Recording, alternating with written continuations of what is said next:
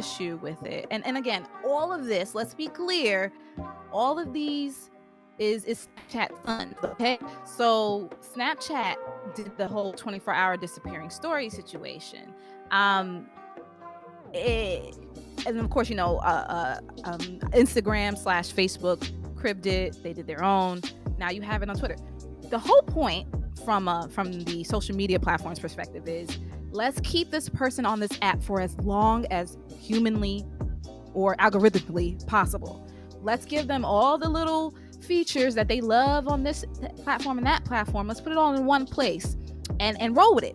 The problem here is I don't want that. Now, clearly, I'm not the only person Twitter is catering to. There's people who's going to think it's so awesome. But for me, that's not the purpose. I use all of these platforms for specific reasons, and I use them very differently. Twitter is all text for me. I'm a writer. That's my jam. Cool. Sometimes I'll throw a picture out there. Sometimes, well, not really. I might do the voice stuff. Not really. Point is, it's there. Instagram is for visuals and photos, which is why it's photos. I'm acclimated for that stuff. It has the stories, which I actually like, but to me, because it's similar to Snapchat, it's a visual medium. It makes sense. Facebook, I don't use Facebook, so I don't know what they're doing over there. But my point is, you don't need to just take everything from other apps and cobble it together this Frankenstein of a social media app because you're like, I gotta keep everybody here. Like, it's for me, and I speak for myself, it's unnecessary.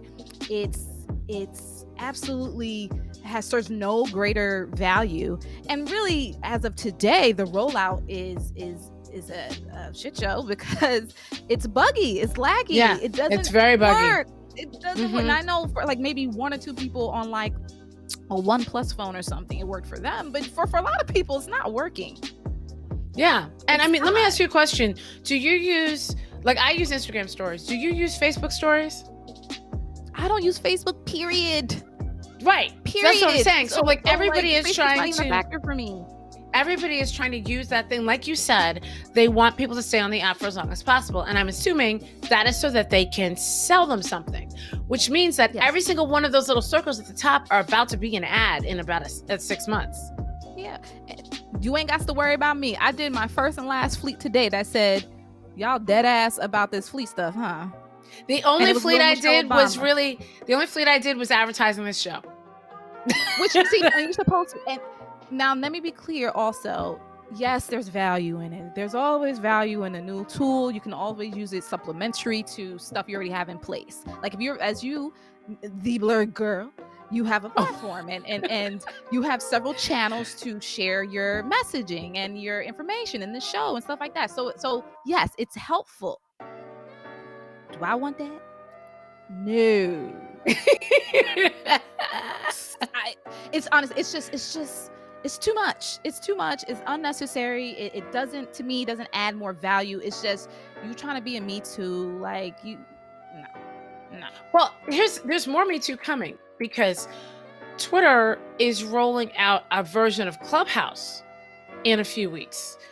And let me fix that. Twitter is a pick me right now, and it's bothersome. It's annoying me and my homegirls. It's a notice me senpai right now. It's like, I mean, again, this is how I felt when Instagram stole stories. I was just like, aha, I see you. But again, it ended up working out because it's still a similar visual format, whatever. But really, Twitter, really, y'all, like, I love y'all. I be on Twitter all day, but for real. Somebody in the chat just said something that I wasn't aware of. So CJ says, fleets are weird, especially since people who you block can bypass that and tag you. I did not know this. I don't like that. At all.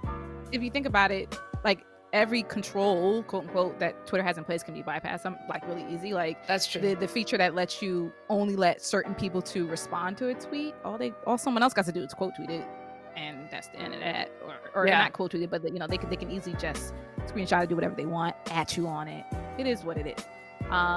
Again, I I just think all of these companies just need to really pick and choose. Some of this stuff, it's clearly, to me, in my head, it's not driven by innovation. It's driven by fear and just wanting to drive out the competition. So for you saying, oh, Twitter's going to come out with like a Clubhouse clone, I'm just like, first of all, the standing voice notes has never even taken off yet. So let's get that together. No. Like, and then secondly, like, why are we doing this? Like, what is the ultimate goal? For me, I always ask that with any feature, what is your end goal? What do you hope to achieve by introducing this? If it's not clear, then clearly I'm not in the boardroom with them. I'm not at the whiteboard. I get it. But if it's just not abundantly clear, then what's your point?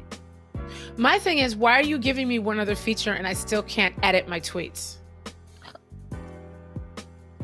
Like, why? Why are you, and I say this to Instagram, why are you changing the way everything looks on the UI and you still haven't given me all the features you promised me exactly. in August? Because they want everybody, because now Instagram's fear is TikTok. So all they're doing is trying to make you. Yeah, well, they're stumbling into. They're trying to have you stumble into TikTok, like we've been stumbling into everybody's Instagram lives for the past 3 months. I've been stumbling into Instagram live since they put it up. Like, yeah, and honestly, you just doing something and you trying to click on something else, and boom, you in somebody's live. Oh, Homer Simpson, that gift back away. Yeah, and here's the thing. I know a lot of people like, oh man, they saw me, I gotta stay. I'm not that person. I will leave and I will DM you an apology later. I don't have time because I'm always tripping into one.